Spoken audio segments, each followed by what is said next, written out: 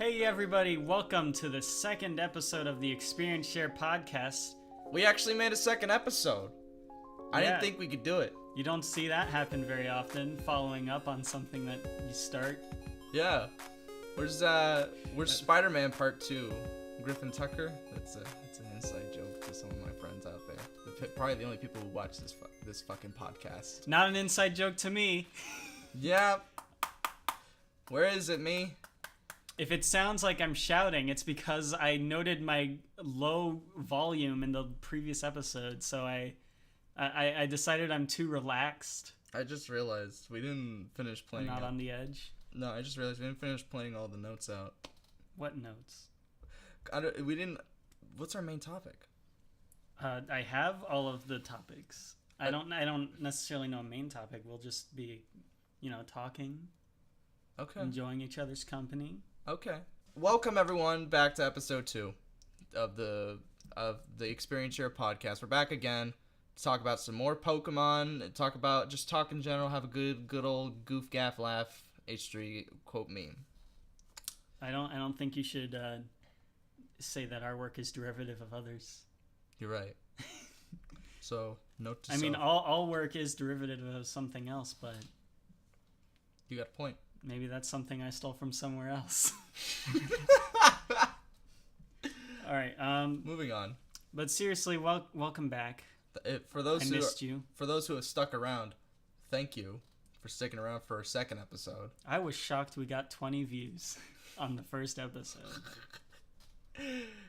I said, excuse me? Shout out to all our friends who watched this second episode. And I told Griffin, I said, Griffin, this is lightning in a bottle. This right here. This is another inside joke. An inside joke that I pushed myself into. You forced yourself into this inside joke. This is an inside joke between 3 people. Then they told you about that inside joke, and now you're a part of it. Now I am. Anyways, what do we have to talk about today, Brendan? You said you have some news categories. I decided, let's go into the Pokemon stuff first.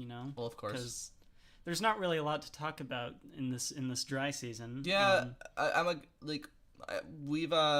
was talking to you yesterday, and I was saying I made a prediction because last week we predicted when the new Pokemon games are going to be announced. We said E3, but then I realized Pokemon Day is in like a week, and I was like, uh-oh. Yeah, and Detective Pikachu is coming out as well. Yeah, so want to talk about that. So we figured next month. So I figured.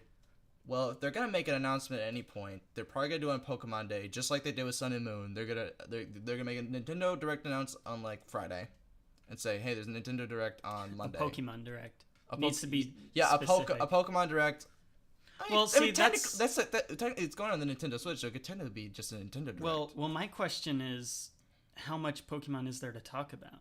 Because they have the Switch game and they have Detective Pikachu coming out, but what else is there? Probably another Virtual Console release. I don't think. Well, because they'd have to announce the Switch Virtual Console first. Would they do Game Boy on the Switch, or Game Boy Advance on the Switch, or the 3DS? No, they're gonna do both. I'm sure. Okay. I'm sure they're gonna do Virtual Console everything on the Switch, and that Nintendo's gonna make a big announcement like, oh, if you bought these Virtual Console games on the 3DS, it's attached to your Nintendo account, and you can now play them on your Nintendo Switch right now. I hope that's how it works. But I was making a prediction. They might make an announcement of the new, not like a trailer, but probably just the titles of the new games. We're not gonna get a full-on trailer. We're gonna get if anything, we're gonna get titles and a spliced up trailer like they did for Sun and Moon. And a logo. Yeah.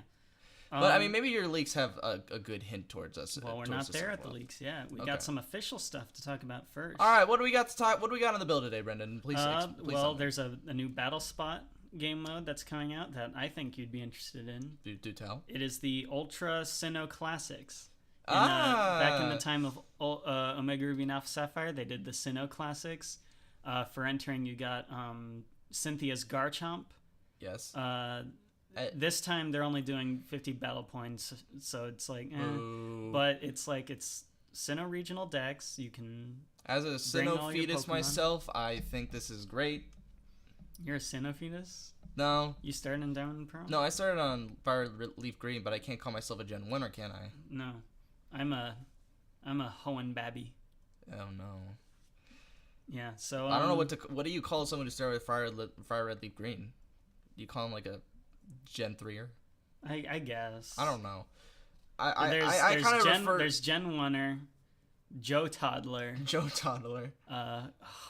Hoenn Babby, Sinophetus. Sinophetus is my favorite because it's just funny. There's controversial. There's abortion. there's colosomes, and then there's it's like I forgot what that one is. I can honestly. But then there's Alolazomes. I can honestly say I've never met a colosome in my life. So. Yeah. Anyways, so the Sinnoh Classic, I might participate in that, but like... Yeah, well, we need to sign up soon. When is it? I don't know, like next weekend or something. Alright, so... We might have missed it. This is going up on Friday, so if it's not already happening, sign up. So there's that. Oh yeah, by the way, if you didn't notice, last week we uploaded on Friday, so every podcast episode will be going up on Friday on this channel.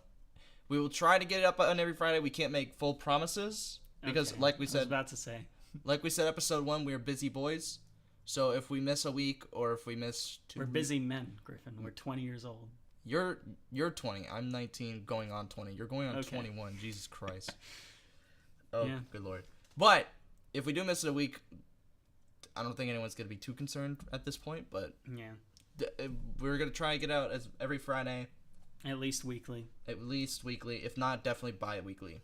All right. So, next thing we have to talk about is there are character polls going on that are happening in Japan, either right now or character polls soon. Yeah. Like, Japan sometimes does like Pokemon polls. So like what they did with the most popular Pokemon was. Yes. And Semi-Sphere but was this like is the actually there was a poll done in Generation 5 to determine who was the most popular character. And first place was N. Yep, of course. Second place and third place were the Subway Master bosses. Really? Yeah. And I don't remember those guys. Like I love Gen 5, but like I don't remember those. Fourth place was Skyla. Fifth place was Elisa. Sixth place was like Hilbert or someone. You put those two at top because they're thick as fuck. I guess. Those are the only reasons those two are up top. But yeah, and so it's either the projected winner or is the winner. I'm not sure. But it looks like Lily's winning, which, I mean, yeah, that makes sense. Yeah. I mean, I mean, who else? I'm not a personal fan of Lily.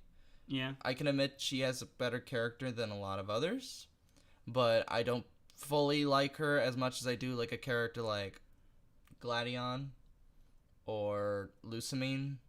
Where's Lucamine in that running? I don't know. You didn't look it up? Well, no, it's not. I don't think it's out yet. Okay. Well, I'm hoping Lucamine comes in at least top 5 because probably one of the better characters in Pokemon, in my opinion. You would disagree, but fuck off. I don't disagree. Okay. I'll agree with some people on something here. Ultra Moon, they ruined her character. Yeah, I just don't. I don't care about a lot of characters in Pokemon. But like a select few. You like Looker, unlike me. Yeah. I don't really like Looker at all. Looker is the greatest. If you don't know him, he's exactly David Tennant. Shut up.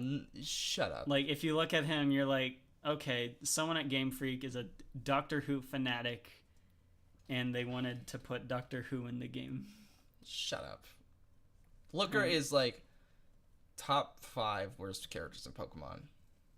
Can you name the other 4? Let me think here.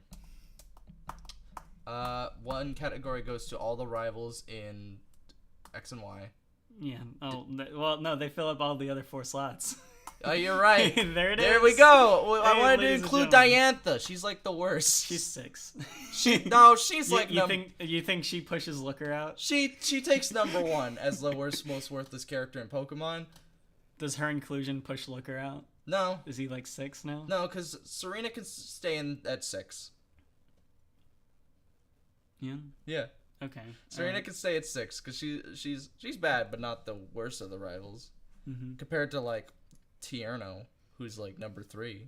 I just get their names confused because their names are Tierno and Trevor, and both start with a T. And then you have they're Shauna both just and as Serena. memorable. You have Shauna and Serena as well. TTSS. It's So I guess that kind of segues into the first part of this, which is what characters do you want to return in Pokemon on the Nintendo Switch? On the Nintendo N. Bring back N. I said. What's his full name? Oh fuck. Harmonious. No. Something harmony. You're close. Something harmonious. What is N an initial for? Fuck. His name is Natural Harmonia. Natural Gropius Harmonia. Yes. Yes. I want that to come back. I want N to come back. If I had to pick any other character. I just want a Pokemon World Tournament with all the champions. I said, as an idea for Ultra Sun and Moon, when they announced the Ultra Wormholes and they said you could find legendaries, I said you should be able to go through Ultra Wormholes and go to certain times and spots and battle certain trainers. Yeah, like N while he's on his journey in between Black and White, or and like Black 2 and White 2, or in his castle or something like that. Battle Red on Mount Silver. I thought that would be a good way to kind of add end game boss battles without like saying, "Oh look, go find Red." It's just like a chance that you could find. Okay. I thought it was like would be a good way. I don't know. Well, next up on the list is we didn't finish that fucking what? I didn't say my thoughts. You didn't say your thoughts. I said my thoughts. I was like N, and I wasn't even done with my thoughts. Looker's basically gonna come back. Looker was, but the one that I want to come back with Looker is Annabelle. I really liked their character dynamic in Sun and Moon. Their camaraderie. Yeah, and I want to see more from the Salon Maiden, as she's called. I want to know more about fallers and stuff. Characters. I want to see. So I want to see her. I want to see characters I would expect to come back now. I kind of want to see Lily and Gladion, just to see how they're doing. But it's been too soon, I think. It's too soon. Like, and we haven't seen in 2 generations. Mm-hmm. Like two characters I can expect to come back repeatedly, like Looker does, is the Ultra Recon Squad, because we have to have some way to introduce. I'd like to see that. I like your idea on that. Like I feel like they'd have to come back to kind of introduce us to Ultra Beasts every generation, because, like, we have Dexio and Cinia who introduce us to Mega Evolution. Yeah. So who's gonna introduce us to Ultra Beast? It could just be Looker, because they had that whole thing with him. But what if Hal comes back? And he's the one who teaches you about Z crystals at the end game. How Dexio and Cena give you Mega Stones. That'd be neat. I think it'd probably be. I don't think they never brought it back a professor except for like Oak in some form. Yeah. But like, typically professors don't come back, so I guess it could be Hal. But rivals don't usually come back either. Like, the only characters that really come back in games are like characters like Looker. Characters that Game Freak really likes. And also that, like, kind of teach you game mechanics in a way. You know what I kind of want to see? What do you want to see? I kind of want to see Ash make a cameo. Everyone wants that, and I then want to fight him. As soon as it happens, you're going to say, this was boring. You're going to have a bunch of people say, this is stupid anime pandering bullshit. And I don't like it. Hey, what's up, guys? It's Scarce here, and today we're going to talk about Ash Ketchum. Is my impression that good? It wasn't that close, but I wasn't trying to do an impression. That sounded like Scarce to me. He's like, hey, what's up, guys? It's Scarce here. I was making a dumb joke. Scarce is dead, though. Let's be fair here. For a second, I thought he actually died. He said he's dead, though. And I was like, oh my gosh, I feel awful. Fuck died of diabetes. Scares come back. I think he actually does make videos again. Speaking of Ash, though, the new Lugia movie. Are we really jumping? You're just jumping the gun on these topics, dude. Well, yeah, I want to get to the meat. Okay.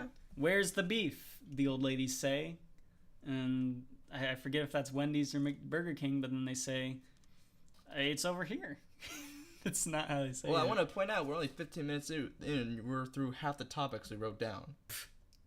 Don't worry. He goes, don't you worry. Don't you worry, none, lad. Is this breaking news you're holding? I want to get to the breaking news. All right. I guess that's where the main meat of the discussion is going to be. The Lugia movie It's confirmed to be a Lugia movie. Koro came out between the last podcast and now. Cool. I didn't see anything about this, but cool. It's basically they just said Lugia's coming back. Here's new official art of him in the new movie. And then here's some screenshots of the other movies he was in. He was in the second movie, and he was in the 18th movie. Which Hoopa. one? Oh, yeah, he was in Hoopa. Ashra, yeah. I forgot he was in Hoopa. I forget a lot of legendaries. Hoopa is like the most forgettable of the Pokemon movies. Really? Well, the only memorable part is the cheesy schlock monster destruction film. The ones I keep forgetting are like Latios and Latios. Oh, that's yeah. I do often forget about the second movie just because I think it meshes too well with the actual show. The second one? Yeah, Pokemon movie 2000. No, Lugia. I it's don't. like it's too much of like, oh, this is just a long episode of the Orange Islands. Zoroark, I forget about a lot. Zoroark, I forget about, but then when I remember it, I'm like, oh man, I love that villain. I love how it looks. Yeah, like Zoroark is like a very good episode of the anime. Yes. That's what I would describe it as of the Sinnoh anime. But not Zorua. No.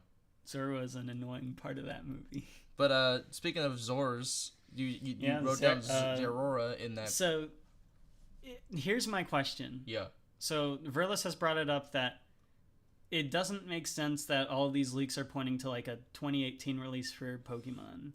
And yet, Zeraora is in the code of Ultra Sun and Ultra Moon, and they haven't said anything about it. That's why I don't think it's coming out 2018. Well, here's his theory is that Zeraora is a failsafe in case the games get delayed.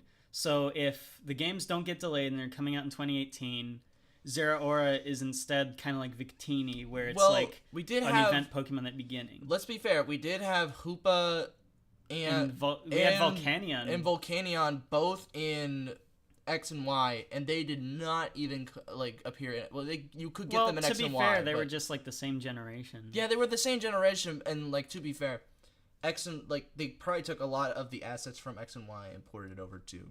They definitely took a shit ton of the assets from X and Y and ported it over to Omega Ruby and Alpha Sapphire. Well, of course, it's the same engine. Yeah, it's the same engine, but like we didn't get those legends until like. Volcanion was October, I think, the year Sun and Moon came out. Like literally a month right before Sun and Moon, so no one gave a shit when he came out. Excuse me? I have 2 event cards at my house. I didn't get one. Yeah, well, like... You missed out.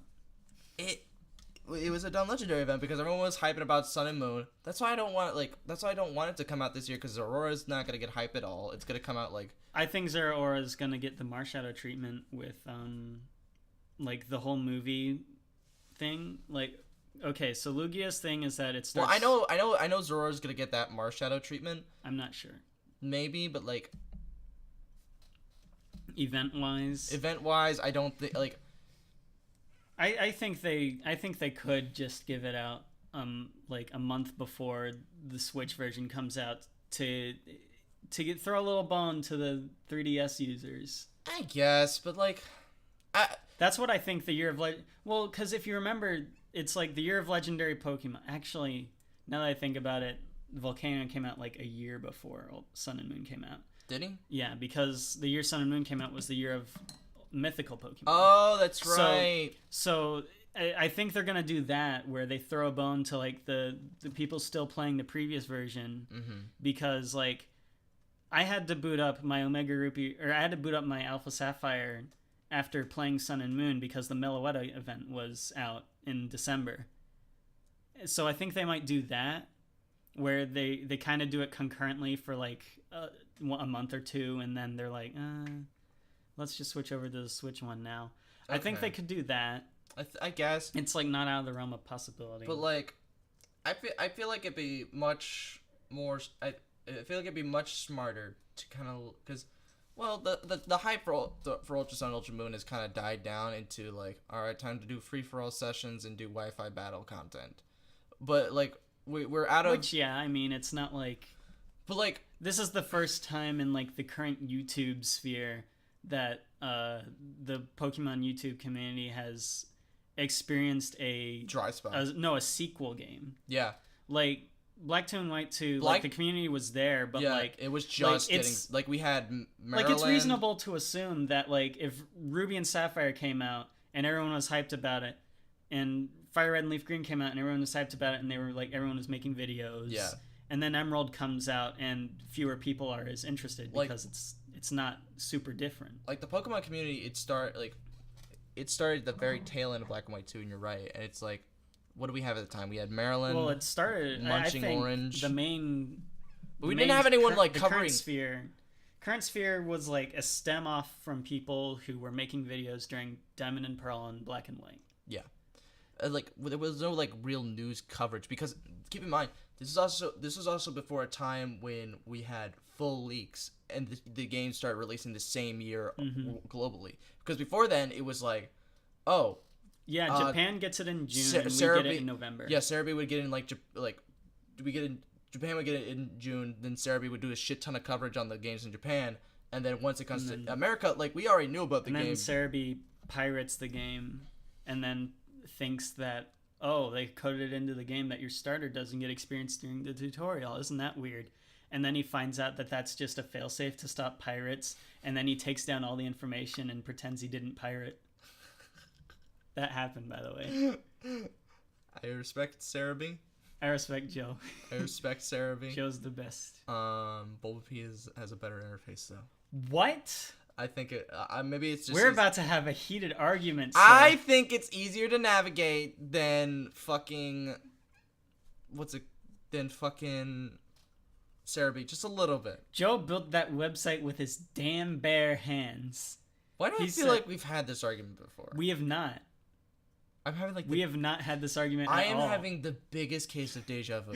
We have not had this I feel like I've been in this exact spot talking about Cerebi.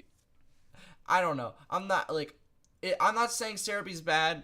I personally, maybe it's because Bulbapedia. Do you prefer a million ads on the page? No, but I typically when I'm looking for Pokemon information, I go to Bulbapedia first because it's the first search result for that deal. I do that begrudgingly. Oh. Because Bulbapedia loads really slow on mobile. In Cerebi, it's just like, boom, it's all right there. The website looks like it's from the 90s. Yes. And you know what? That's good because consistency means I'll give a lot Cerebi more. credit on one thing. I like that they give screenshots for the anime episodes. I remember doing that, looking at those all the time as a kid when they came out in Japan. I was like, oh, Ash's Staravia evolves into a Staraptor. What? That was bad. I don't think I ever really looked at those. I looked at those I all looked at the them. time. I loved to spoil myself on Pokemon. But then I'd be like, oh no, that's a spoiler. I loved spoiling myself. I did it all the time. Especially when it was an episode with Ash versus Paul because I knew something crazy shit was going to go down. But then the screenshots are a second off, so you miss something like, wait, how did that get to that? Yeah. All right. But back on topic. We went on a weird tangent. in the Lugia movie, I expect Zeraora to be like Lugia's Marshadow. You know, the thunderclap Pokemon in Lugia who causes storms. Yeah. Do you think Zeraora will be the cause of the death of Raikou, Entei, and Suicune? I don't think they're going to do Entei, Raikou, and Suicune. I think they're going to do the birds again. They're going to do Zapdos, Articuno, and Moltres. Okay. But the next thing is, do you think they'll put Generation 8 stuff in this movie? Yes. Most definitely. We're probably going to get a starter, one of the starters in that movie. Do you think we'll get a Nega Zorua? Or Zeraora? Zeraora. Do you think we'll get a Nega Zeraora from Gen 8? A Mega? No, Nega. What's a Nega? Like negative? Like he's edgier and he's dark instead of electric. Where are you getting this information? I'm just coming up with ideas. This is why you're not one of the team's designers for Pokemon, because you'd be fired. Hey, they made Shadow Lugia. Reminder. James Turner made Shadow Lugia, actually. Did he? He did, I think. That's like a... if that's not true, it's a common misconception. I have to Google this. All right, well... I'll have to Google this later. I don't expect a starter. No, I fully expect a starter. I expect like I'm expecting a starter of some kind in that movie. I expect a Rockruff or a baby Pokemon. Oh, so this like a Bonsly. I agree with that, but also I do think we are going to get a. So where I'm looking for here, I think we're so since we are returning with Ash from the last movie. Yes. The 28th. Most movie, likely. The I Choose You Ash. Are we gonna find out? Are we going to see Cross again? I don't think we'll see Cross again. I don't even think we'll see Sora. Well, we're not going to see any of those characters because in the credits of I Choose You, you see them all going their separate ways. So we're going to get Sorrel goes back to Veilstone. Makoto, what's her name? Verity goes back to Twin Leaf. Or I don't Sand know. Gem. It looks more like Sand Gem. Yeah. And Cross is seen in a mountain area eating food. Yes. I don't know. I can get my hopes up that we'll get the wonderful Charmander abuser back once again. I don't think Charmander's even going to be in this movie. Really? Actually, he was in the Lugia movie, though. Was he? He was. Remember when they were, like, skating across the... Oh, Charizard, yeah. So, I don't know. No, he can make a comeback. Wait, Ash caught Heracross in the credits of I Choose You. Will he have Heracross in this movie? Probably. That'll be interesting. Shit. I love Heracross. I just dropped my pen. So I guess the next movie's gonna be like an adventure through Johto, or so. Are we going Orange Islands? I don't know. I don't know. Like the next movie is like such a predicament because it doesn't seem like a movie based in the anime universe anymore because Sun and Moon is like so different. It looks like a separate. Yeah, universe. it's like in that sense. Well, separate from not only the Sun and Moon anime, but like every other movie as well. Like here's what I'll say. It looks even different from I Choose You. The way the next movie's gonna turn out depends on how Gen 8's gonna turn out. I think it relies on the director. That too. The director of the new movie is the director of X and Y and X, Y, and Z. So I expect Ash to be competent. I can expect some good battle animations. Well, yeah. I expect Ash to be not as interesting as his companions, which is the vibe that I get when I watch X and Y. Yeah. When I watch X, Y, and Z, Ash isn't as much of a character as he is in like Sun and Moon.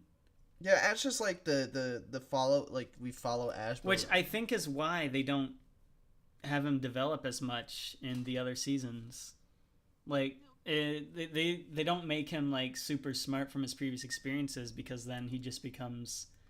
Then his companions become more interesting. Because that's what happened with Sinnoh. Yeah, like, he became like so good in Sinnoh, but then as soon as he went to Unova, but then he doesn't really have a character.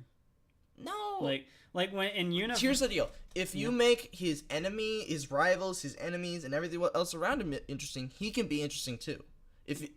What was interesting about Sinnoh was like. We had Dawn, who was like a good mentor figure, or like which made Ash a good mentor figure to her in a way. Motherfucker.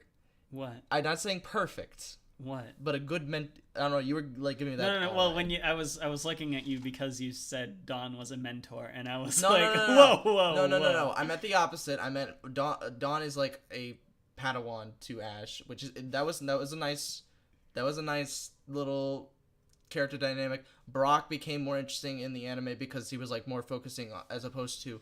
I felt Brock became less interesting. Maybe a little bit, but like maybe that's because they were like pulling us off of Brock because that was like his last season, so like or series. They're like, all right, we gotta kind of get Brock out of here, so let's just make him not so interesting, make it not as sad when he leaves. Yeah, we'll make him a doctor. He'll move on to be a great person in life. But now when you make a rival like Paul. That's when it gets interesting. That's when you get an interesting Ash because it's the same reason why I loved Cross. It made Ash an interesting character in that movie. It made him seem like the dynamic. The dynamic works, and I love that. Ash. Okay, so I've seen this talked about before, and I just remembered it now. But like Ash is defined by the people he's around. Exactly. Like so when he's around Dawn or Serena. he's a competent battler. He's a competent battler and a teacher. He knows what he's doing. When he's around someone like Misty or Iris, who put him down, he's more of a kid. Yeah. He acts more childish because like he doesn't he didn't really have from what I've seen, he doesn't really have a character until the Sun and Moon. He's more defined as like his own person. Yeah. Here's the deal though. What made Diamond and Pearl interesting as well is because Ash wasn't the true smartest, because he still had Brock to kind of teach him like certain things, and Paul was still a middle ground for him to kind of keep that like smarts going. Dawn was there to help have him teach his findings over the years. It was a good mixture of characters because you had Brock, who was like the smartest, Ash, who's like the middle ground, Dawn, who was just learning, and Paul, who has learned just about as much as Ash, if not more, but challenging him on what he's learned.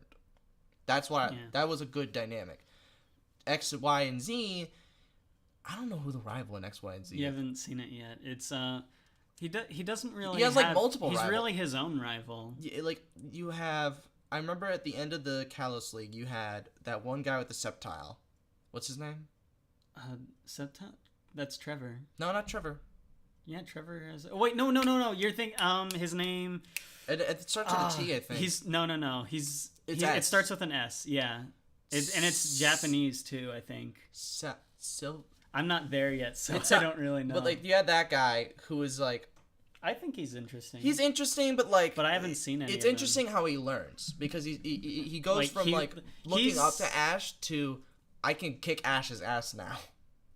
Yeah, and that's kind of what. He doesn't. He doesn't. And he cries. But like he does beat him in one battle. He does beat him in a battle, and then you're like, okay, now he's a threat. Mm-hmm. Well, I think. I forget his name, obviously. I think it's like Soji or something. No, it's not Soji. But he writes Sanjay? down... No. Sanjay's Indian. He writes down his... I need to Google this. Hold on. Excuse the clacking. But like he's the character that like writes down... He shows that you can improve. And then Alon is his other rival, who really just shows up near the end. Nope, not that guy. You need to look up Ash's rival. Pokemon the series XYZ. Sawyer. Sawyer's his name. I saw it on screen. That's not Japanese. Yeah, Sawyer. I just see people discuss him as Japanese. So yeah, Sawyer was interesting because you had him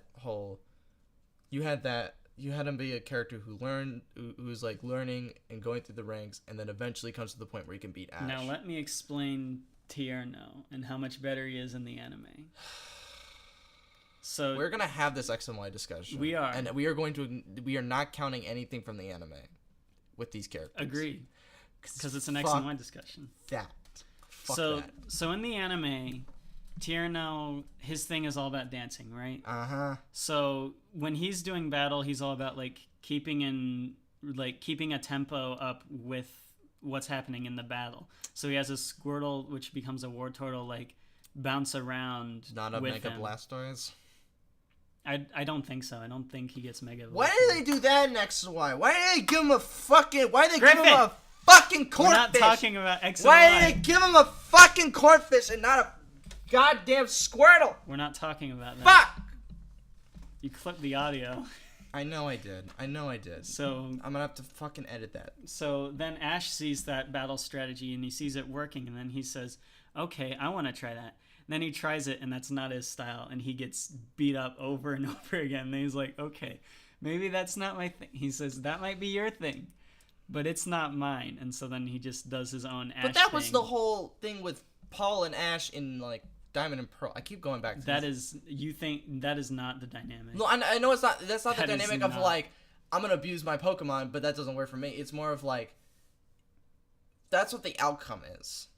We have our different strategies. They both work. They both work and get results, but one will like, and both of them like can go head to head and still have a fair fight. But Ash's method ends up winning in the end. All right. I know that was kind of a convoluted statement and like not very well composed, but like you kind of get what I mean, right? Like, for example... Now you got me thinking. Why? Why didn't Trevor, Shauna, and Tierno have the other starters? Why? Who had the other starters in that game? Sycamore!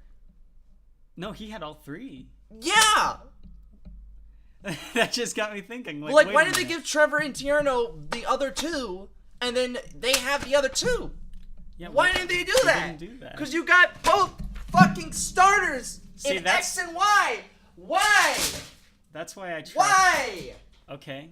That's why I trust the X and Y director for this movie. Why? I just said why. Why didn't you do it, Game Freak? Fucking... I need to grab my notebook. Yeah. Fucking why? Don't throw your headphones down. Those are probably a little more costly than your shoes. My shoes? No, my shoes cost quite a hefty penny. Not really. A hefty penny? A hefty penny. Well, anyways, I trust this director. Episode 5 is our X and Y discussion. I'm declaring it now. I fully expect... I'm gonna prepare a shit ton of notes. Y'all better be fucking ready. Griffin, here's my question. How do you think the female character will act? I don't know. The blonde tall girl with the nice red shorts. Probably the same way that Verity did. I like her. No, I don't think she's gonna act like that. Verity's a tomboyish character. I think this girl's gonna be... I don't know. She looks really cool. We have no idea what she's gonna act like other than her appearance, so... Okay. So moving on from the movie and anime discussion territory. Now we have a Shiny Poipole event. My boy! Thank you for making me happy. I was angry at X and Y, but now we're happy now because Shiny Poipole, baby! Okay. Now, I'm not the hugest fan of Shiny Poipole. Gotta say this. But that's only because I think that's because the original form is so much... It's perfect. It's perfection. It's the perfect Pokemon design. You got Poipole, who's Poipole. You can't top that. Now, white and gold Poipole, that looks fancy shit, dude. That's fancy as shit. And then sure shiny Nagano, that's fancy as fuck, dude. That's fancy. Black and yellow. That's a wasp. That's a black and yellow. Wasp. Hello. B-movie 28. B-movie 2 coming 2019. Stop slamming that down. You're right. I'm sorry. I'm just excited today. Now, here's an interesting discussion. People don't like this. People don't like the idea of giving out Shiny Poipole. Because I hunted for this. Okay, so I'm going to give you an example. Because I know you're about to talk. I feel like you're going to talk about this. JYT Gamer. No. Did a Shiny hunt for it. 18,000 soft resets. Yeah. He's been doing it for like 3 months. Which I can understand. Full odds Shiny Hunters, well, regardless of whether you have the Shiny Charm or not, gift Pokemon are full odds always. Yes. But sadistic fucks out there love full odds Shiny hunts. And they hate it when Shiny hunting is simplified. I sometimes full odds hunt. I never will. I will never full odds hunt. I did. Well, I'm just lucky. I've done like 3 Shiny hunts in my life.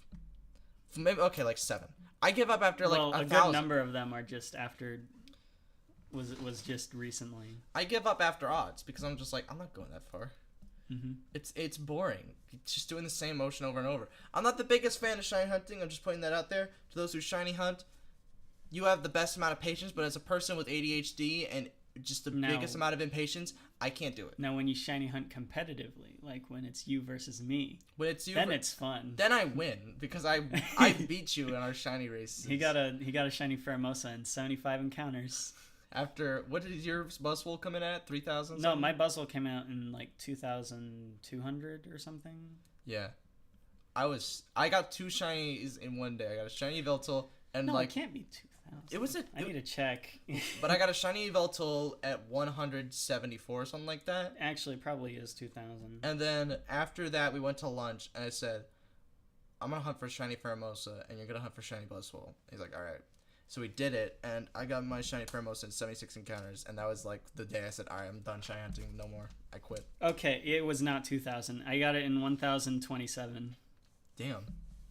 So just barely under odds? Yeah, the odds are like 1 in 1396 or something. Okay. But I don't know why people could be mad about getting a free shiny Poipole. I get like well, it's like it's okay. Like, I take personal beef with like I think A Drive has the best mantra where it's like people were like, oh, I don't like that wormhole shinies are so easy to get because that devalues my shiny Medicham that I worked hard for, and these kids just get it for free. That just makes it special to yours. Yeah, well, yeah, in A Drive's like the value in a shiny Pokemon is the value you give it. Yeah, like I will, like we were just talking about my shiny Pheromosa. I'm like, I'm not gonna be mad if they give it a free shiny Pheromosa. I'm gonna be like, well, I got mine the legit way. Like, it's still an achievement regardless of if they distribute it later. Yeah, and like it makes it easier for people like me because you can only get one Poiple in the game. Yeah, well, and also, why are you mad that kids are getting access to this? No, I'm not at all. But like I'm not saying it to you. I'm just saying in general. Like I'm personally happy because there's only one Poiple in the game, and I told you after I did, I was like, I'm regretting not doing a shiny hunt for it. But then I realized I wanted to do a normal playthrough with a Poiple. Like when I was doing my playthrough, I wanted to use Poiple because I love Poiple so much, but I couldn't use it. Like I did use them, but then I realized. Then you told me you can't shiny hunt for them afterwards. Like I didn't care. But like I didn't care at the time, but now I kind of do because I was like, oh, I wish I got a shiny for him. Well, I'm not gonna.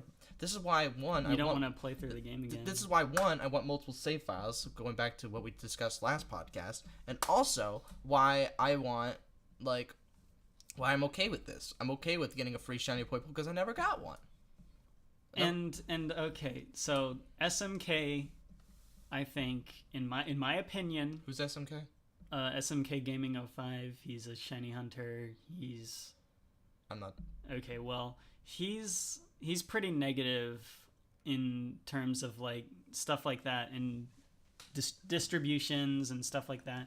When they announced Shiny Zygarde was being given out in June for the Year of Legendary Pokemon, he made a rant about how it's the worst thing ever that you can't shiny hunt it in game and they're just giving it to you. And then his argument is they should only give it out if it's not in game. And that's what they're doing.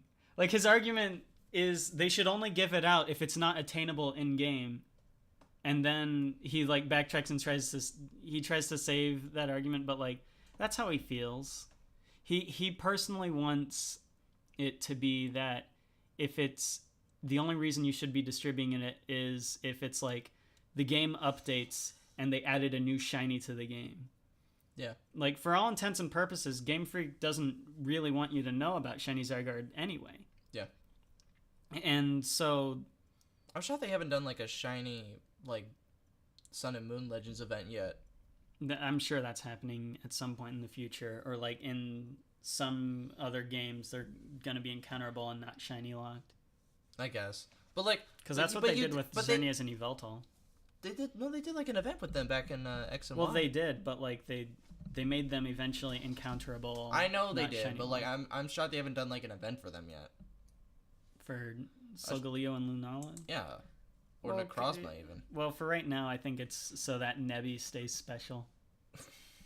I think that's the only reason.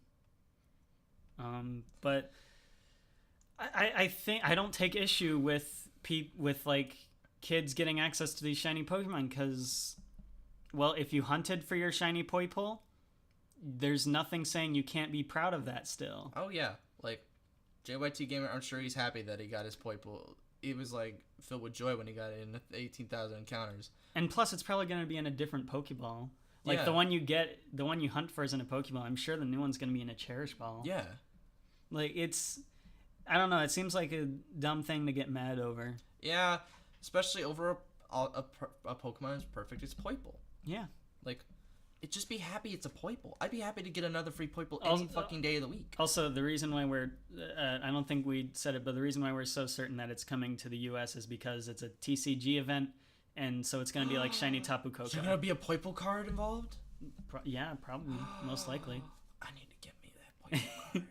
Well, it's going to be like the Shiny Tapu Koko where like you just find the box and you get it. As soon as any official Poiple merchandise comes out, I'm buying it. Like the Bon Presto plush. Like, as soon as a Poiple plush comes out, I'm buying it, putting it on that shelf right there. It's going on the shelf. If they ever made a Surskit plush, I would do the same thing. Do they not have official Surskit? There is no Surskit merchandise out there. Oh. I have 2 bootleg figures that my sister got for me from like a summer camp, and some trading cards. There's no official Surskit merchandise. If anyone wants to make Brendan a crochet Surskit plush, feel free. Well, no. What I'm gonna do is, one of my friends works with like felt and material. I'm gonna have her make me like a Surskit cap.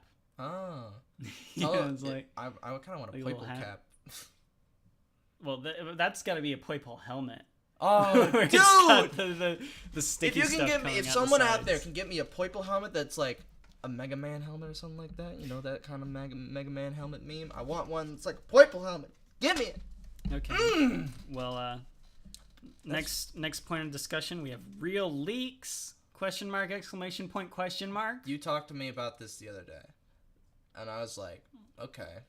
I'm starting to teeter on like, I don't know if it's real or not. Let's disclose where it came from first. 4chan. Now, 4chan leaks are very hit or miss. We know this. Yeah. Because you can get some that are very real. Yeah, you can get some in like Gen 5 where they reveal Embor, Samurott, and Serperior, and everyone goes, those are fake. Or the Alola starters. They leaked those like back in March, I think. Yep. They revealed Incineroar, Primarina, and Decidueye many months before. Like a month before Dartrix, Torcat, and Brionne were revealed. Yeah. And then when those came out, they were like, I remember looking at like the concept art of. I knew they were real. Yeah.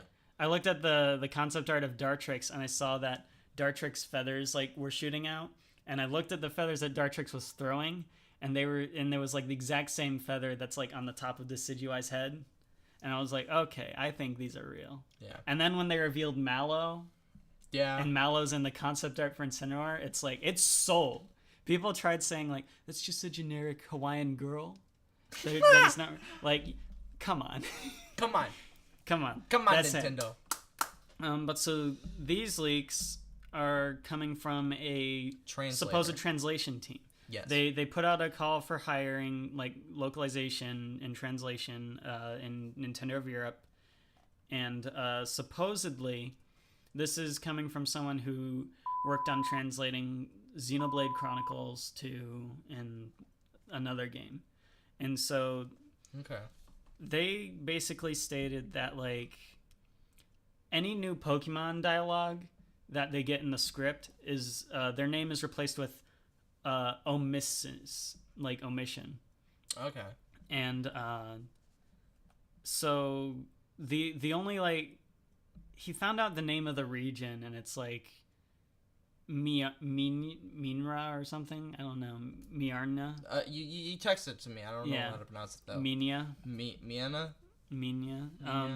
But the thing is like you texted me that as like what like you said it would probably be like an India-based region. Okay, so what leads people to believe that it might be Sri Lanka or India, according to these rumors, Sri Lanka, is that it's either Sri Lanka or Sri Lanka's the little teardrop-shaped island that's a little south of India. That seems weird. It seems like a weird place to base a Pokemon game, if you ask me. Hey, I'm all for it if it's like. I mean, we just had 4 islands. Well, the reason people think it's that is because the supposed regional dish of this game is a spicy food called kotu, which is apparently a food in South India and Sri Lanka. Doesn't Spain have a lot of spicy foods too? Well, the other thing is like it's also shares very close relations with like a spicy food from Norway, Sweden, Switzerland. It could literally be anywhere. It could be fucking America. Yeah, you never know. But it could be literally Mexico. But the script that he was talking about included a jungle boy, which makes people think, oh well, Sri Lanka would be a cool region if it's like a beach all the way around the middle. There's like a couple cities scattered around, and there's like the jungle in the middle. And I don't know. I think they could do that. I don't know. We not sure if that's even real. Yeah, these are all leaks. Yeah. I mean, well, what's more interesting is that people who have found confirmed leaks in the past, like Poke Sarina, she was like the first person to translate the Chinese leaks into English on Smogon. She says that at the beginning of every video, so you don't forget. But so her source says that her source from Sun and Moon says, yes, that is, like, they describe the translation process very well. And so far there's nothing that really deconfirms it, but nothing really confirms it besides they got the translation process correct. I mean, and to be honest, regardless of if they're real or not, I like hearing about how the translation process works. That's true. Like, they all get sent scripts, they get sent a batch of scripts, and each translator individually in the team writes down, you know, they figure out what the meaning of this is. Yeah. And they need to be native speakers, because otherwise, like, you know, 10 years ago, the word selfie wasn't in the English dictionary. Right. But so that's why they need to have native speakers. But they all like come up with their own translations, and then they need to come together and come to a conclusion on what this statement means, and then they send it all off to the editor, who works in like puns and stuff. Okay. Let's be real. Puns are necessary in Pokemon now. Like, X and Y has the memeiest dialogue ever, and I'm in love. Like, remember the guy who says over 9,000? What a great character. And remember the hiker who just makes puns the whole time, where he's like, "Oh, I'm walking on the bridge," and then he beats you, and he's like, "Oh, I forgive you. It's all water under the bridge." And then, like, when you talk to him again and whatever, I thought that was funny. So you made me happy with the Shiny Poiple event, and I was getting off my anger for X and Y. Again, episode 5 of the podcast is going to be the X and Y rant. Mark your calendars. I'm marking mine. I'm writing down notes as we speak. All right, well, we're gonna have a goddamn debate. It's gonna be an event. It's gonna be a 3-hour-long podcast. We have another leak, though. In relation to this, there is the new Riddler. Remember the Chinese Riddler? Who posted vague pictures and related, and then, like, when a Pokemon announcement came out, we were like, "Oh wait, that ties to this and this and this." Remember that? Yeah. So, like, he posted a picture of, like, a Greek philosopher, and that ended up being Sophocles, you know, stuff like that. You know, that's really interesting. But supposedly there's a new Riddler who's Japanese. Okay. Who posted, like, 3 pictures that are maybe they represent the starters or something. Guys, one of the pictures is a labyrinth, and I had this thought as soon as I saw it, and Poké Serena did as well, where it's like, well, that might be like the Minotaur maze in Greek mythology, which I could see that. I wish I could see the picture. I forgot what the others were. But, like, one of them was like a character from Dragon Quest VIII, like, with, like, who has like a pet rat. I'll send it to you. We can look at the pictures now. You don't have a picture? It's hard to find. Nintendo doesn't want people to know. Okay, yeah. So the other so one of these YouTube ads. So one of these is a character from Dragon Quest VIII who has a pet mouse. Pet mouse. That sounds like a Pikachu clone. Yeah, like, there he is. It's a Pikachu clone. Supposedly, it's talking about Ash Ketchum confirmed. That's But then there's this guy who is a popular pop culture character in Japanese in like the Asian area, where he's in China, Japan. They all Isn't that the guy? They all have the same iterations of the same story. That's a character from Fist. Not Fist. Is it Fist in the North Star? No. Well, he's associated with, like, water buffaloes and the Kappa.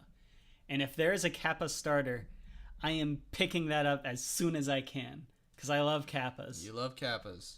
And then the last picture is just of, like, a maze with, like, maybe a Minotaur in the center. Maybe. Can't really tell. But so if the starters end up being, like, a fire mouse, a Minotaur, and the second thing, that's a character from Journey to the West.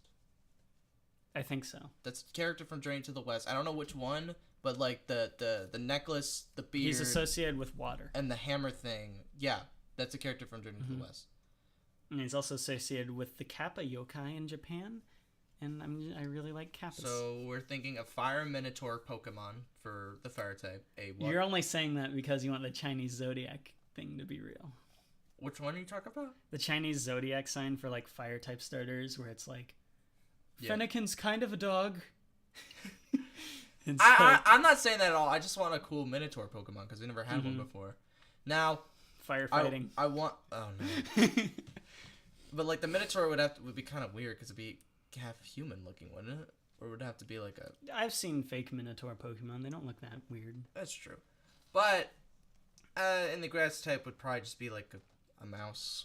Yeah, and then a water. Well, obviously the Kappa. Ooh. If these are real, obviously the Kappa is going to be a water type. Or a grass type. Or that guy. We have Lotad. So you think that the character from Journey to the West represents grass and water? Lotad! Don't talk about him. Don't shit on his legacy. All right, now get ready to make an editor's note because we got breaking news. You just peeked the mic. Flash up a little picture of the breaking news as it's fading in and out, like Metal Gear Solid. I'll do a funny edit. I'll cut this There's a new job listing in Nintendo of Europe. There's a new sheriff being put out for Londoners, and it's a localization associate. Now, we're not sure if this is for Pokemon Switch. It seems to line up with the other things pretty okay, but obviously Joe Merrick of Cerebi.net says don't get your hopes up, this could be any game, which he said for the last translation stuff, which agree, don't get your hopes up. For all we know, and it also said you need to be prepared to play games, plural, and as well as like DLC stuff. Like localization of DLC and videos and media. This is from Nintendo? Or the Pokemon or Game Freak? Pokemon Company International.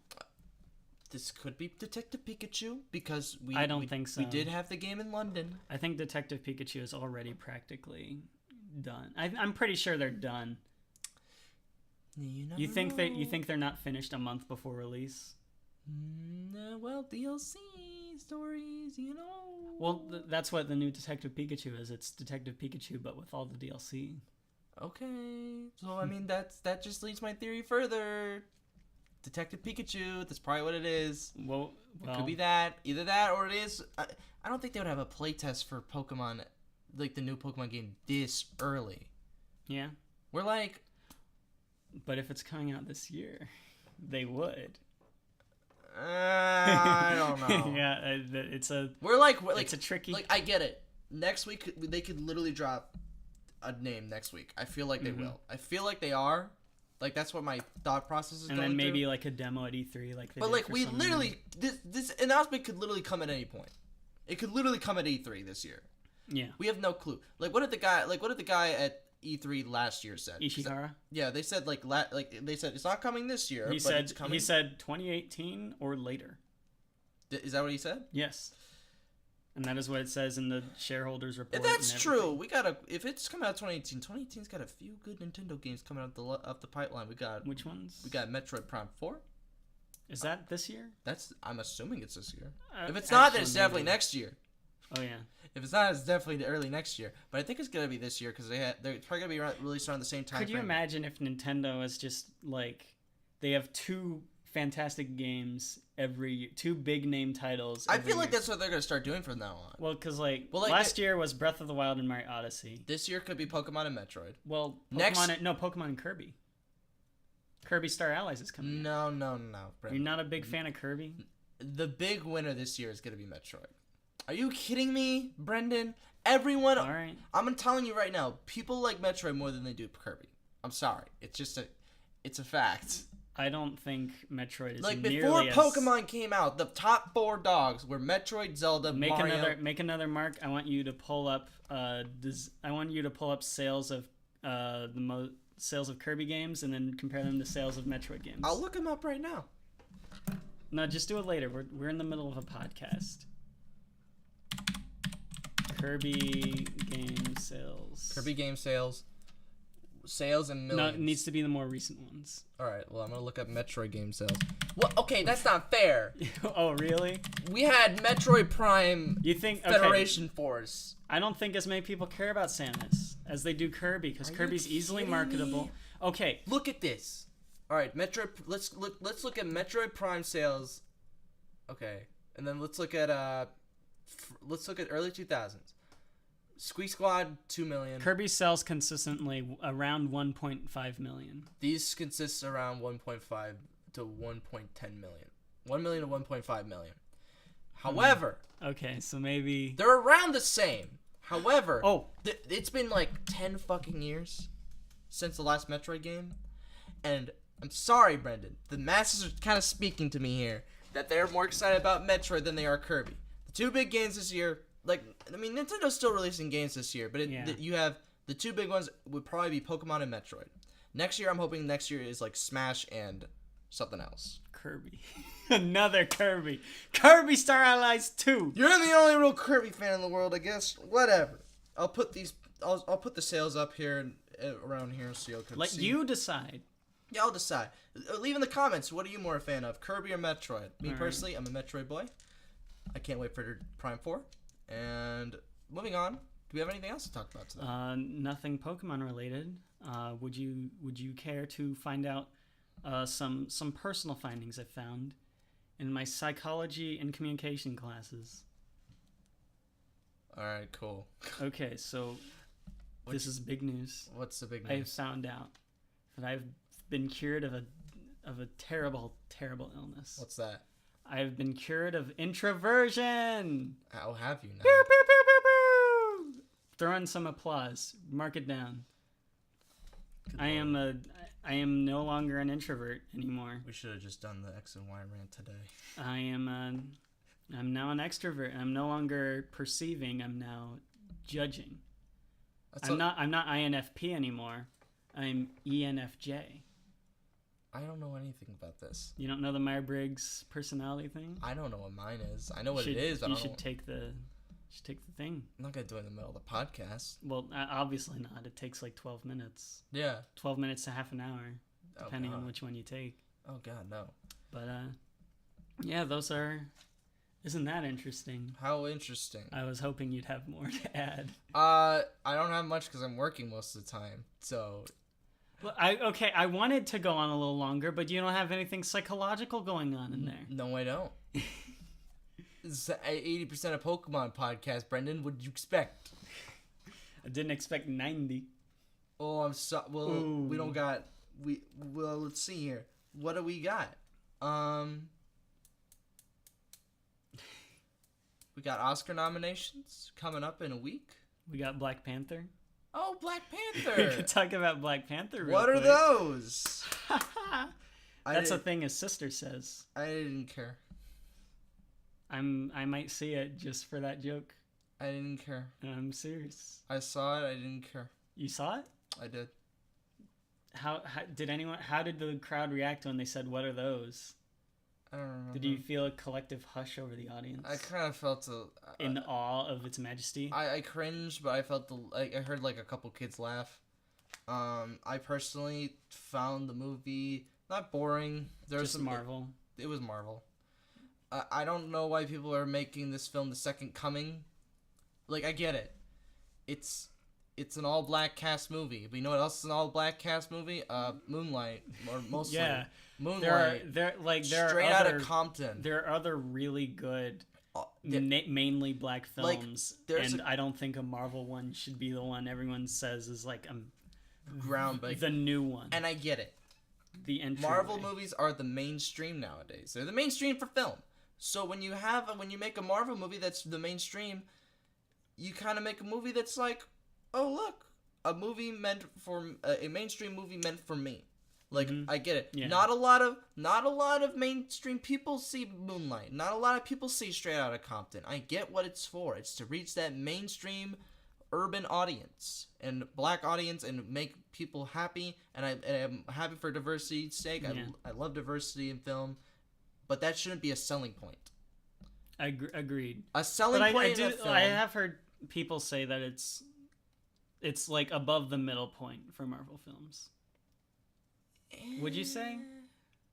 Like, what was your takeaway? The beginning, the first act was like, kind of just dragged on. You're just like, yeah, they have to set up a movie about this character. No, there wasn't, like, it doesn't even set up the character that much. Well, like, no, they just had to introduce the film. They had to take it slow because he's a side character in Civil War, and they need to develop him. It was more of building the world of Wakanda. Which very little was done in Civil War. Well, yes, it was like it was 80% world building, and then you're just like, it was just a Marvel film. It was there. Like, Guardians of the Galaxy has a bit more world building to me. Mm-hmm. But like, it's just there. Like, yeah. Marvel movies are just kind of boring nowadays. If you want to see a good, like, all black cast movie, watch Moonlight. If you can like the movie. I'm not saying you shouldn't like the movie. If you like the movie, good for you. I personally just found it like every other Marvel movie. It's not bad. Marvel movies don't tend to be bad, but like, this is like when. What about Thor 1? Thor 2 is worse. Oh, yeah, agreed. But Thor 2 is worse, but like, I'm gonna use a statement from Ralph the Movie Maker here. Say it's fine. It's a fine movie. It's not like, it's not the greatest thing I've ever seen in the world. It's not the new Citizen Kane. It's not. For me, it looks like it's for someone else. It's like Peter Parker is my inspiration. Like, when I see Peter Parker on the screen, I go, this character was made for me. You know, it's the same. And so like when there's like a Black Panther movie, I assume that there's like there are those people who are like, oh, I can look up to Black Panther because like it's the same effect that Wonder Woman had when that came out last year. Mm-hmm. Everyone was like, we finally have a female superhero that women can look up to and watch. And it's in a DC movie that isn't Sin. I disagree. Like, it's really. I personally do not like Wonder Woman. I watched it again. I don't think it's great, but I think it's good. I think the last act is just dog shit.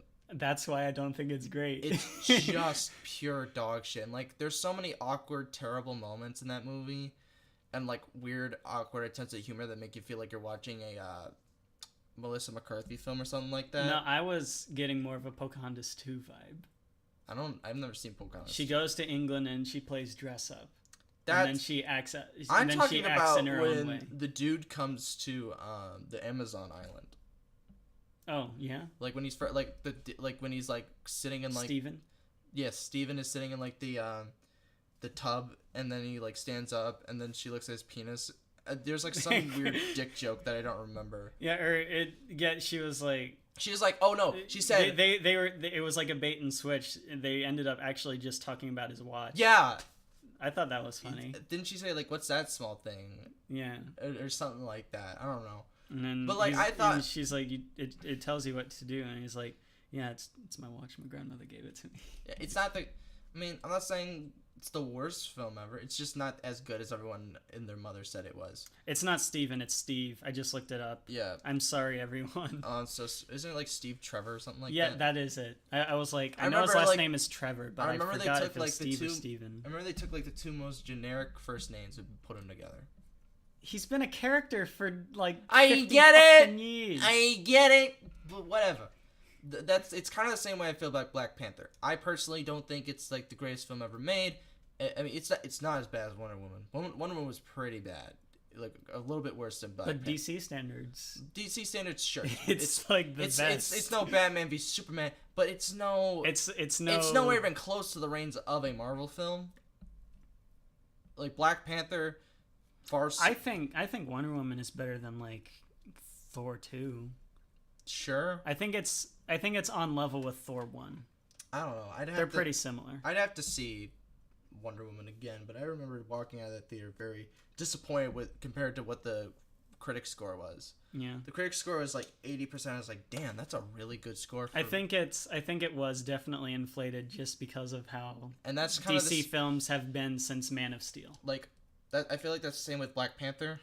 Mm-hmm. Like, again, not saying it's like 10% worthy. I would say it's probably worthy of a 65, 70% on Rotten 65? Tomatoes. Well, let's see what Here, I'm gonna like tell you what for a it's regular very. Marvel movie. You know what's comparable to? Hmm. Ant-Man. What is the rating of Ant-Man? Oh, I love Ant-Man. I mean, it's just Iron Man, but I love Ant-Man. Ant-Man was 82%. I don't even think Ant-Man was that good in my opinion. That was like a 60. And it's on the same level of Ant-Man for me. It's like it's there. It's not terrible. It's not that interesting. I feel like there could have been more to it because Edgar Wright was originally behind it. Not the same way with Black Panther, but there was a lot of good talent behind it. Although I would like to question, what's with the hype of Michael B. Jordan? Like, he was a fine villain, but do you all remember he was in Fantastic Four or Fan Four Stick? Does anyone remember that? Like, he wasn't in Fan Four Stick. He was in the other. Yes, he was. Really? He was in Fan Four Stick. Well, I didn't watch Fan Four Stick. He was in Fan Four Stick. Chris Evans was in Fantastic Four. Yes.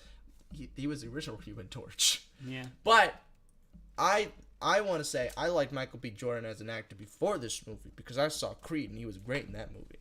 He was great as Creed. Mm-hmm.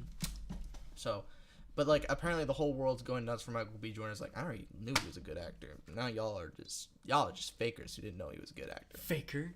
You're mad that something is getting popular because you like it? I'm mad it's getting mainstream popular. Yes.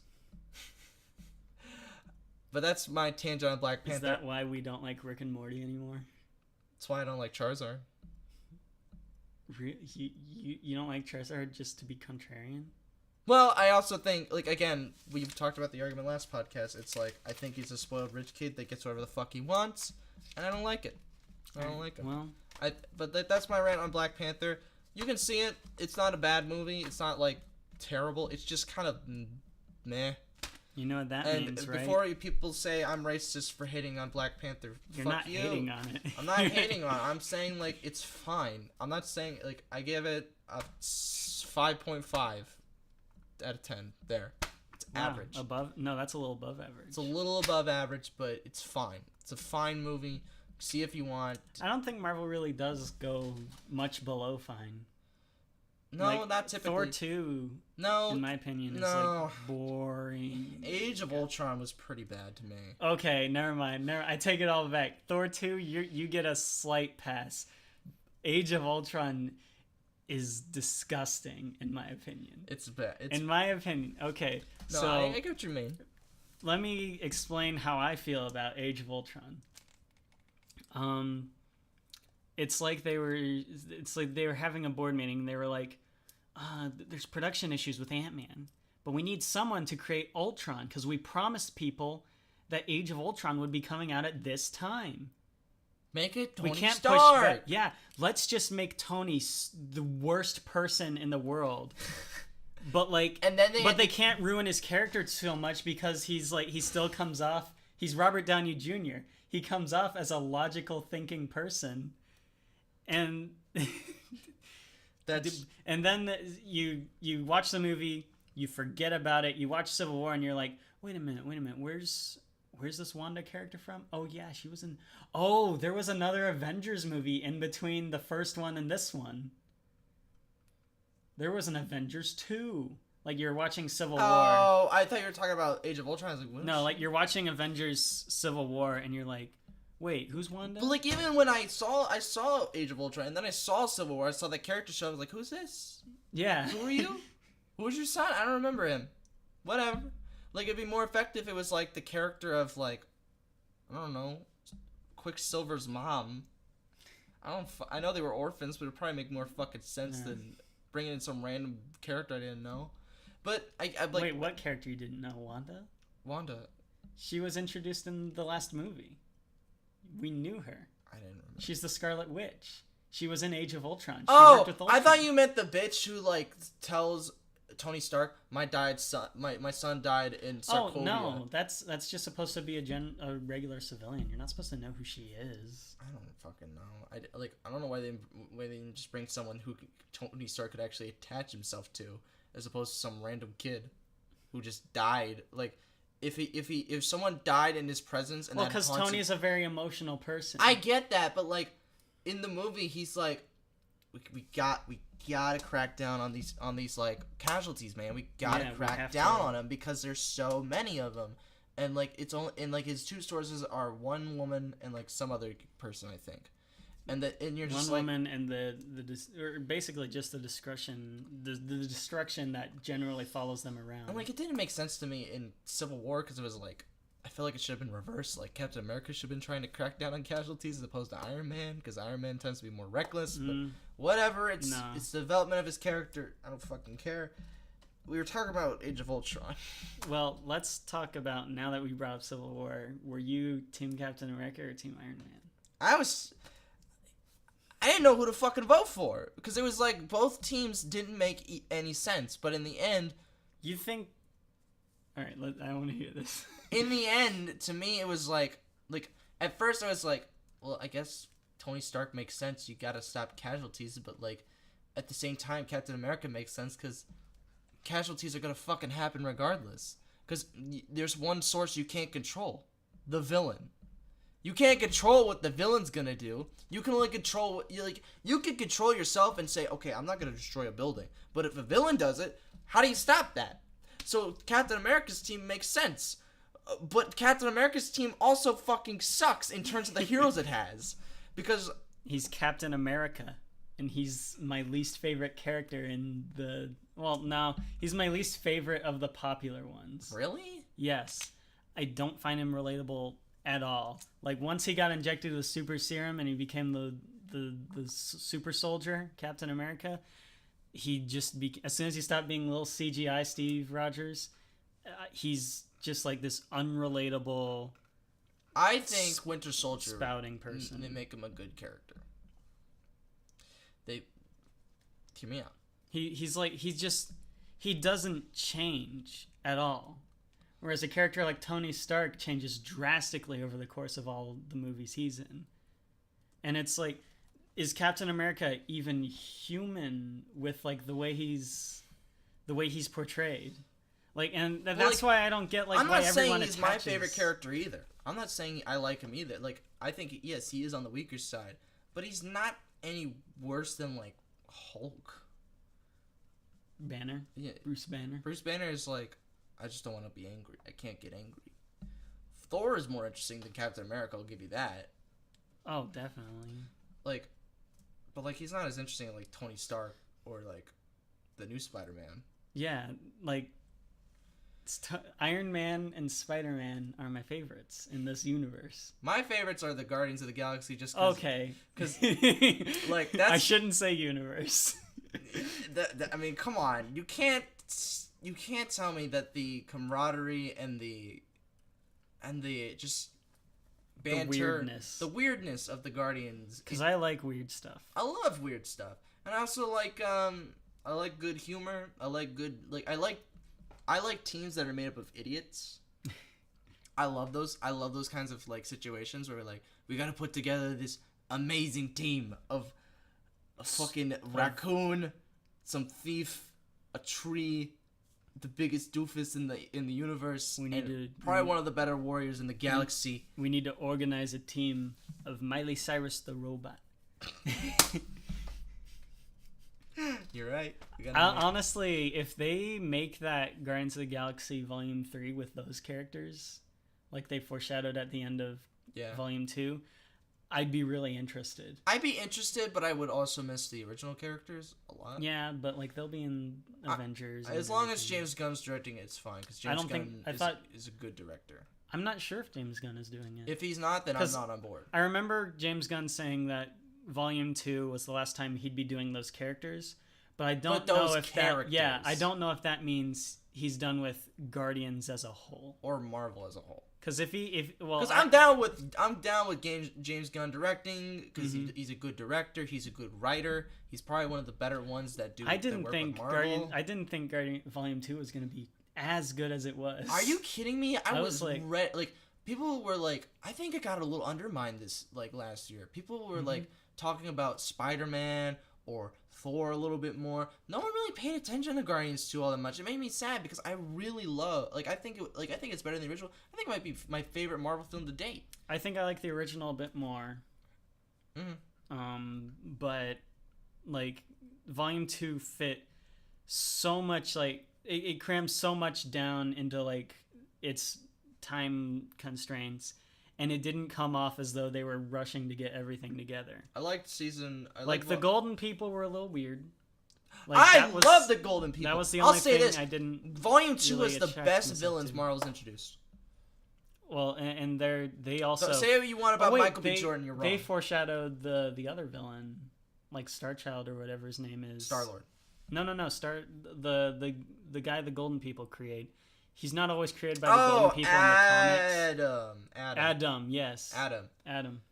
They tease him, but like the Golden People are fucking funny because I love this like pristine, perfect society that does nothing, that is like perfect in every way, but they just constantly keep fucking up. I love that. Yeah. Like when they roll the little red carpet out and they fucking. I love that shit. That's fucking funny. And then like Ego, the Living Planet, like yeah, that's great. That's cool. There was another fucking the alien girl who's an empath who can tell how you're feeling and emotions and thoughts. Yeah, what's her name? Sister. I don't know. Oh wait, you talking about Gamora's sister? Oh, you're talking Gillian? about Mantis. Yeah, I was talking about Mantis. Oh, I love Mantis. Were you talking about Karen Gillian? I was thinking of Nova. Is she the robot? Yeah. Yeah, that's Karen Gillian. Yeah. She was that was a good dynamic. You know, she shaved her head before she got the role. Yeah. That's cool. That's neat. Did you see her on Doctor Who? I did not. She was pretty good there. She was pretty annoying though. She's pretty good, but pretty annoying. But I think I just loved Guardians 2, and I think it got shafted a little bit compared, because to be fair, a lot of good comic book films came out last year. You had Logan, which is just masterpiece. Not a masterpiece, really? But really good. I think it's a masterpiece. Probably the best comic book movie that's come out in a few years. I think really it's the best good. comic book movie to come out of Fox. Yes, better than Deadpool. Deadpool's a second. Yes. Actually, no. I would say X-Men 2 is pretty good up there. Yeah. I don't know. But Logan, wonderful. Spider-Man Homecoming, you haven't seen yet, but just good. Just really. The only reason it's a good Sony film is because Disney had a hand in it. Yeah. Disney had their fucking balls in it. Fucking Sony was only allowed to have a finger in there. They were allowed to put their name on it and say, we gave you because the rights. we own Spider-Man technically. I can't wait for Venom. I can't wait for Spider-Verse. Can we stop with Spider-Man? It's too much. I love Spider-Man. It's too much Spider-Man. I love him. It's too much Spider-Man, dude. It like 2 films about Spider-Man in 1 year. It's not necessary. Then we have the Spider-Man game coming out. Wait, what movie? What Spider-Man movies? We have Venom coming out this year, which is Venom is this year. Venom is this year. It's like, not October. It's like late August or something like that. It's supposed to be like late summer, early fall. They're gonna be 2 very different movies, though. Sure, but I don't want 2 Spider-Man movies in the same year, because we're also gonna have Avengers: Infinity War. I was just complaining about how there's too many comic book movies. There's too many. And I was just talking about how there were some good ones this year. At this point... But there's too many, goddammit. At this point, you need to make a decision about which ones you're going to see and which ones you're not. At this point, I have decided, after Infinity War, I'm done. I've decided... I'm done. I've decided I'm only going to watch the ones that have Spider-Man, Ant-Man, Iron Man, Actually, and... no. I take that back. After Guardians 3. Guardians. I'm done. Yeah. I'm done after Guardians 3. Those are the 4 ones that I'll watch, and if they're in like an Avengers movie, I'll watch it. But like if it's Thor 4 or something, no. I'm not in it because I'm not Ant-Man invested. 2, I'm skipping that. Sorry. Yeah. Skipping that one. I'm gonna probably skip. I'm skipping Venom. Well, unless Venom's like funny. But if Venom's funny, then I might watch it. But like Is Venom in the Marvel Cinematic Universe? No, this is Sony's separate cinematic Spider-Man universe. Okay. So like you have the one that's Sony, like the Disney. You have Disney's Spider-Man, and then you have like a separate universe that I think ties to Disney's Marvels, but not fully. It kind of ties more to the Garfield universe, but it doesn't because Garfield that universe no longer exists. Yeah. It is more along it's more focusing on the side characters of the Spider-Man universe as opposed to Spider-Man himself. And Disney will just decide at the end if it's good enough to be in the canon. I guess, or until they buy Sony and just say, fuck it, we're taking Spider-Man. I don't think they're going to buy Sony. I think they're just going to buy Spider-Man back. Probably. but that'll just be another reason that Sony Pictures stays afloat. Yeah, they might ask for a bit more. They'll ask for like $2 billion for Spider-Man, and they'll be like, and then Disney's Disney's gonna say it's not our fault. Emoji Movie sucked. And then they'll take $2 billion and make Emoji Movie 2 and Ghostbusters. They're not gonna 2, make Emoji Movie 2 and then they'll or make Ghostbusters Pixels 2. They're not gonna make any of those. More Adam Sandler comedies. They're gonna make a whole Ghostbusters cinematic universe, and then they're gonna make more Sony animated films, and then they're gonna make more Smurfs. But I don't see if Disney buys Spider-Man. I don't see them making. And then they'll just make more Hotel Transylvania. They'll make Hotel Transylvania 5. 3. 4. Wait, is it 3 or 4? 3's coming out. 4 will be next, probably. Then they'll make a Popeye movie in like 70 years from now. And Gendy won't be doing it. And they won't suck. They'll give up. They'll say, I don't want to do it now. You wouldn't let me do it before, so I do it now. And then fuck it. Fuck Sony Pictures, by the way. Don't ever. Yeah. Don't. I'm telling you, if you're listening to this, don't support Sony Pictures. They are. I'm going to see Into the Spider-Verse. I will not be accompanying you. Mm-hmm. You've made a decision. The only way I'll watch is if you can pirate it. I will not buy it. I will not buy a ticket. I will not buy it on Blu-ray or DVD. I will not buy it. Mm-hmm. I won't pay. What if it comes out and like reviews are rolling in and it's like if it's 80 to 90? If it's I mean, Sony's can make a decent film. They can. It's possible. But they make so much unnecessary trash, it makes me say, I don't want to support them. Mm-hmm. It's a grab bag, but there's more bad than good. Yeah. Like much more. Much more like an bad. 8-to-2 ratio. 8-to-2. Well, I think that's going to do it for And this. sometimes you'll grab a bad one that has a little bit of good in it. No. Really? Nope. I'm talking about Amazing Spider-Man 1. No. You don't think there's anything good in that one? Maybe the romance. That's it. Yeah, see, like you pull out a bad one, and sometimes there's like that's a tiny bit 1%. And then you think maybe they'll do better in the next one I grab, and then you grab it and you taste it and you go, it's electric. It's fixing my teeth. Just don't support Sony. But I want to thank you guys for watching this episode of the podcast. Listening, watching, whatever. Like I said, episodes going up Fridays. Not every Friday, but as many as Fridays as we can. As close to Friday as possible. As close to every Friday as we can. And then and like if you'll notice, we're cutting off a bit shorter. We don't want to spend 2 hours on a podcast every week because one, it takes a bit longer to edit, and also I know you guys don't want to sit through 2 hours unless you're fucking madmen. But I want to thank you guys for joining us on this episode of the podcast. We had a very lengthy discussion. Hopefully we'll have more to talk about next time. Like I said, episode 5 is going to be our X and Y rant, or my X and Y rant rather. Yeah. Maybe your Diamond and Pearl rant that same day, but we'll see. That can't be on the same day. There's no way you can fit an X and Y rant. Maybe we'll do a versus. Which one is worse in our opinions? I don't think that's possible. We'll see. We'll plan it out. We'll have our That's all I got really. Thank you guys again so much for watching. Be sure to like, share, and subscribe. Yeah, absolutely. Maybe someday we'll make money. No. For just pennies a day. What was that from? It's the Gerber Life program. I knew it!